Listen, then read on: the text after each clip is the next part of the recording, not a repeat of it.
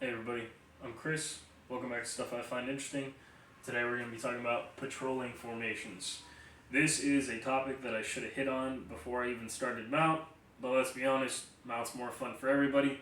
But if you are very novice about anything military related, this is probably one of those videos that you should stay tuned to watch. If you already know about patrolling, this video is not for you, unfortunately. So feel free to click off, or if you want to stick around and maybe be like, hey, add a comment and just be like, hey, you could have worked better on this or done better on that, or like even if you liked anything about it, it really helps me to cater these videos towards you guys in a manner that you can best understand and learn. So without getting too detailed into it, let's kick it off. This one is a column. A column is very important because it allows you to move in a quick manner. Not a lot of people take into the considerations of how you move when you're patrolling, but speed is one of those things where it's like, if you need to get a patrol done in 3 hours, you need to get a patrol done in 3 hours, not 3.5, not 4, whatever it may be, because sometimes you'll need to be patrolling to an objective so that you can be there as a huge battalion force or whatever it may be. My point is that moving in a column is very important. The downside of moving in a column is you are exposed.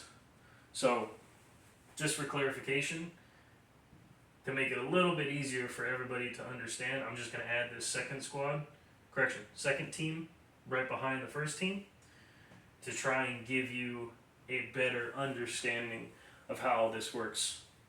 So, you're moving in a whole squad formation.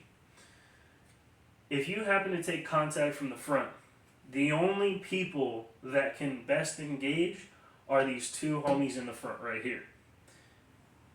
The plus side of a column is that if you get attacked on the right side or the left side, you have all the guns in the fight. And the reason I say that is because if you notice the offset here, any way that these guys engage forward, they have buddies on their right side and their left side, but they're not blocking them, compared to how it is in this piece right here, where you have this guy being blocked by this guy. This is best. And also, it improves you because say we're taking contact from this side over here.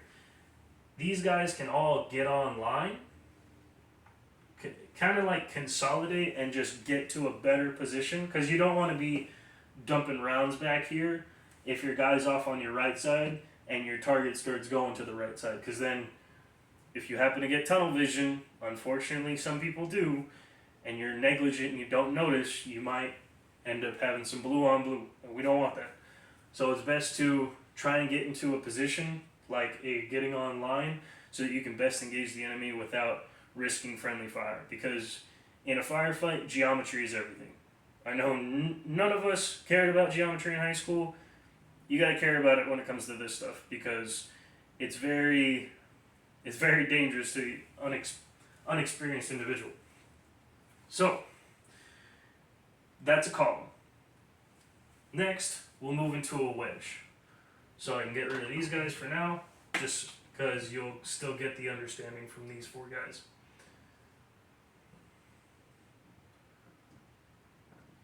So this is a wedge. The benefits of a wedge is for open areas, or the best use of a wedge is for open areas. The benefit of a wedge is that if you get attacked in any direction, you can take contact with at least 3 guns in the fight. So, from our front, 1, 2, 3 in the fight. The only guy who's not is this guy. But since he has 3 guns in the fight, he can easily move to the right or the left, depending on what's the best course of action for him to take. So, if we take contact from the front, these guys are in contact, he can peel off and still add support. Or he can go a step further and get into what we call a skirmishers. Skirmishers is one of those things where it is best if you're not already taking contact and you're sweeping through an objective or a large area and you're possibly looking for enemy, or if you're possibly looking for a pilot that have gone down, or a lost friendly, or whatever the case may be, this formation is good for that sweeping fashion. And again, it's one of those things where if you're sweeping for the enemy, you now have all these guns in the fight. And like I said, if you do take contact, well, now you can get online. And getting online and then buddy rushing. Buddy rushing is one of those things that we'll get into in a later video, but I just want to keep it a little bit easy and calm. So we've gone over, we've gone over columns, wedges, and skirmishers. We can go over echelons, but to be completely honest, I've never seen them used. I don't know anyone in particular who's used them. If you have used them, make sure and drop a comment, because I've never seen that. I've never used it. And if you want, you can go for it. An echelon is basically, it looks like a column, except it really only matters when you're echeloning as a squad.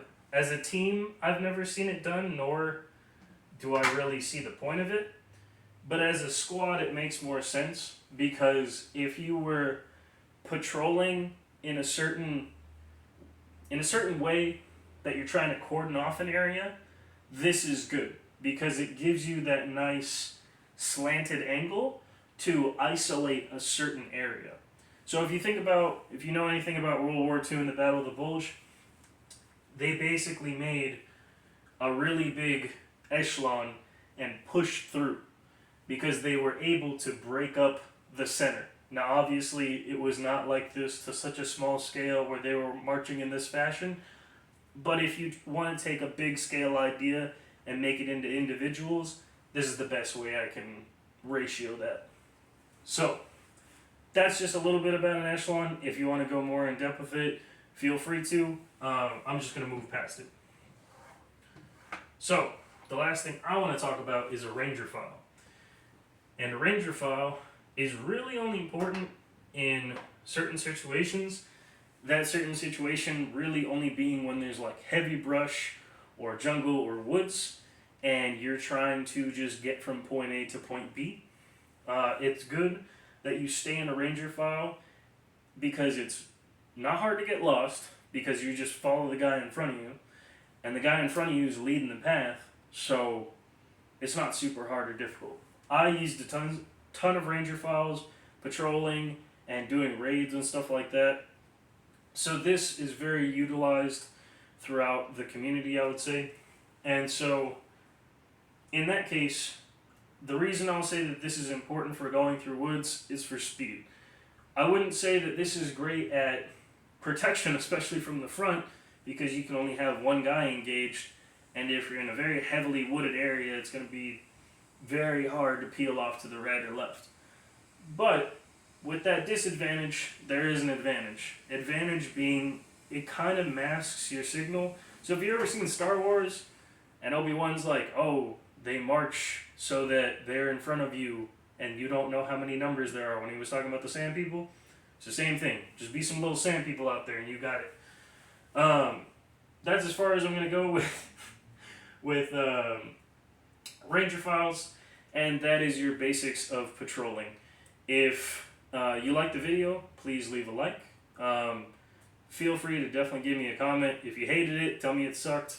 At least tell me why, constructive criticism. If you liked it, tell me why. That always helps too. If you feel that there is a subject that you would want to see sooner rather than later, drop that comment. If you like what I do here, subscribe. It helps. It doesn't cost nothing. And with that being said, I'm done running my mouth. So thank you for watching. I do appreciate it, and I'll see you in the next one.